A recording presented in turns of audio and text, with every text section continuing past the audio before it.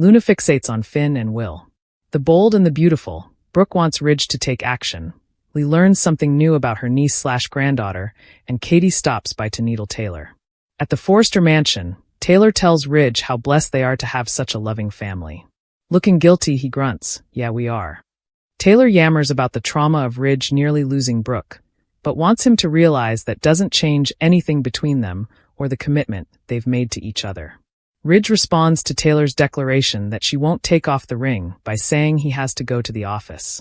Taylor gives him a passionate send-off. What's up at Forrester Creations? At Forrester, Brooke confides in Katie that Nick showed her an engagement ring he'd planned to give her in Italy. She's not wearing it, but he's holding on to it until he comes back from his trip. Katie reminds her the man she really wants is Ridge, as if she'd forget. In the design office, Elektra worries there are a lot of girls out there who would do anything to hold on to him. Will sighs that she doesn't need to worry about other girls. They go over her being traumatized by Remy's photos.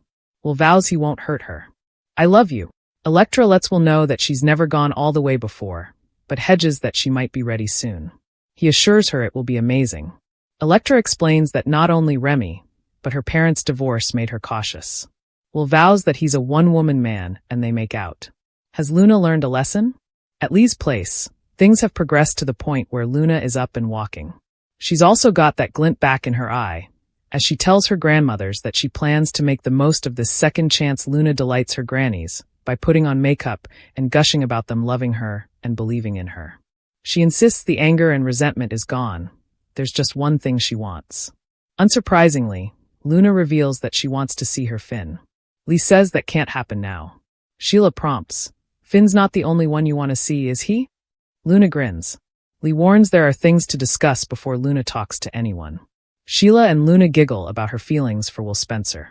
This is news to Lee, who reminds her niece/granddaughter that the last thing she needs to be thinking about right now is boys, especially a Spencer. Luna, of course, flashes back to kissing Will during his failed sting operation. She smiles to herself. That kiss could have brought me back to life. Will Katie meddle? Katie shows up at the Forrester mansion, apparently to talk up Ridge's rescue of Brooke to Taylor, who's happy she's okay. Katie needles that Ridge rushed right in with no thought to his own safety. Taylor chirps, "That's my fiancé." They spar over which of the women Ridge can count on. Taylor declares that Ridge were codependent.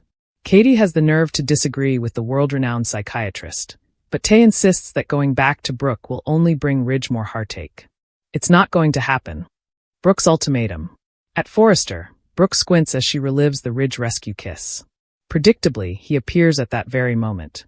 Not wasting a moment on small talk, she immediately asks what happened at Eric's with Taylor. Ridge is forced to admit that he didn't come clean about the kiss. Brooke puts him on notice that Nick's dangling an engagement ring. She reminds the dressmaker that he doesn't want to lose her. When will he make things right? Ridge stammers that he thought he'd lost her forever during the boat accident. Brooke says she's right there, but makes it crystal clear she won't be waiting around. Not when there's a man who's prepared to propose. She warns Ridge that if he can't end it with Taylor and come back to her.